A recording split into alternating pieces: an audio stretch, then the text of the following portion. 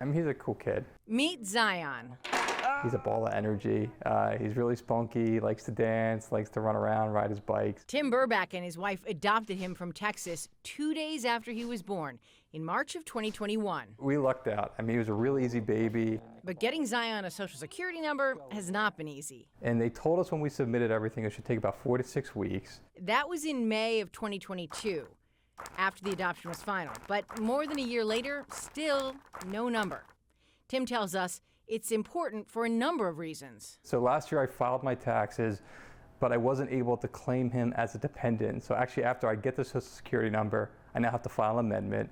I can't get a passport for him. I need it for medical reasons. So to get like health insurance and things like that, they're typically asking for social security numbers.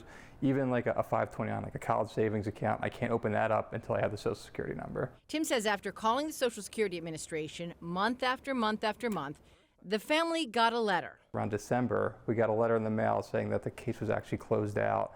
So we called the office back up.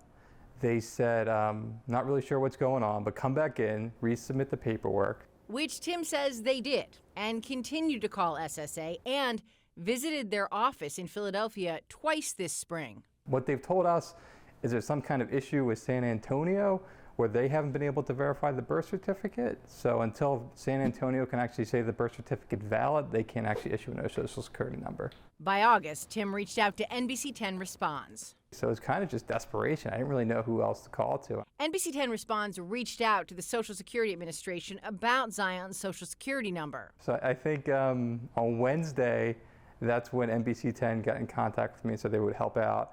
Maybe an hour after they contacted me, the media relations person from Social Security reached out to me. And then the next day they said, hey, we got it resolved. There's a Social Security card coming in the mail. Less than 2 weeks after NBC10 Responds contacted SSA, the card arrived. I really appreciate what NBC10 has done. So again, I feel like I finally got traction. That's awesome. We asked SSA what people in Tim's situation should do. Their statement read in part, due to privacy restrictions, we are unable to provide specifics on the processing of individual cases. Tracy Davidson, NBC10 Responds.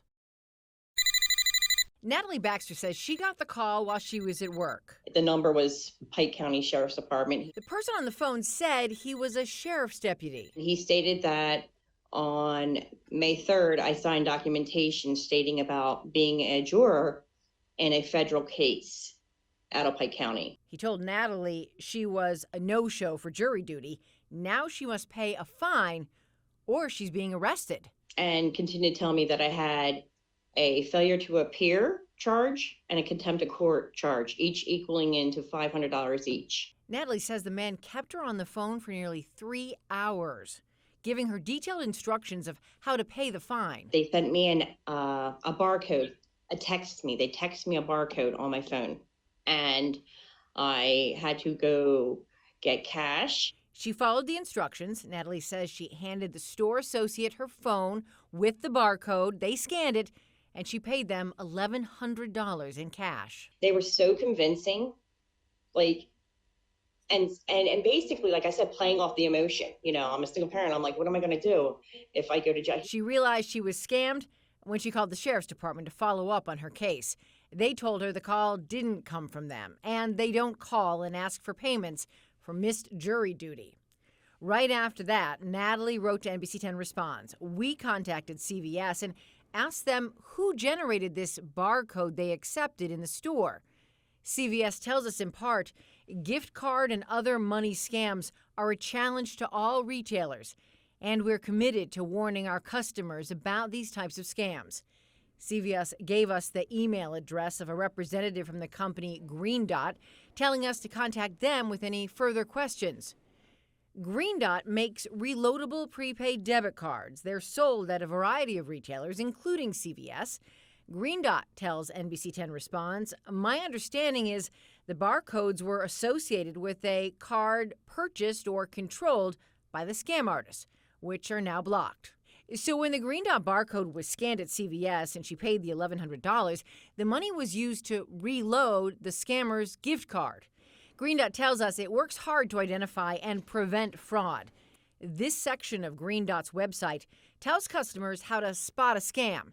Tips include never send money to people you don't know and Don't let scammers scare or bully you, which is exactly what happened to Natalie. Thank you for reporting on it and hopefully helping more people out there avoid this. After NBC10 Responds got involved, Natalie received these checks from Green Dot, totaling a $963 reimbursement of the $1,100 she lost to the scam. We asked Green Dot why it decided to reimburse Natalie and how it determined the amount. The company would not answer that question. Tracy Davidson, NBC10 Responds. Denise Boyer tells us she was the victim of a car break-in last December. This security video appears to show two people targeting her Kia Soul. This whole column was completely destroyed. She explains what happened after they smashed her windows and liftgate. They pulled this whole panel down, they pulled out all the wires, they took the screwdriver, they stuck it into the ignition, and they tried to start the car that way, and thank goodness it failed. They didn't get away with the car, but it was badly damaged, and Denise couldn't drive it, so she took it to Raceway Kia. Among the repairs needed, a replacement of the lock set part. This repair order shows the part was back ordered. And it sat there for 6 months. They didn't have the part, was back ordered. I would call like every couple of weeks. After waiting months with no end in sight, Denise called NBC10 Responds. I didn't know what else to do. They kept giving me the runaround, so. NBC10 Responds contacted Raceway Kia, which told us to contact Kia's corporate offices. Kia told us it was contacting the regional office about Denise's car, and 1 week later, she was told it was ready for pickup. But when she went to get it, another problem. This was replaced, but this was still smashed in. Denise sent us these pictures of what she says her car looked like when Kia gave it back to her. She says the Kia dealership told her the liftgate repair wasn't covered by her insurance, so they didn't replace it. But this document from her insurance company shows the liftgate was, in fact, covered. We brought this to Kia Corporate's attention, which told us, I heard from the service director, and he identified a misfire on parts ordered. He will contact the customer and make further arrangements. At the end of June, Denise got her fully repaired car back. I watch the program so that I know that you guys, can get resolutions for people. So, and sure enough, you did. Tracy Davidson, NBC10 Responds.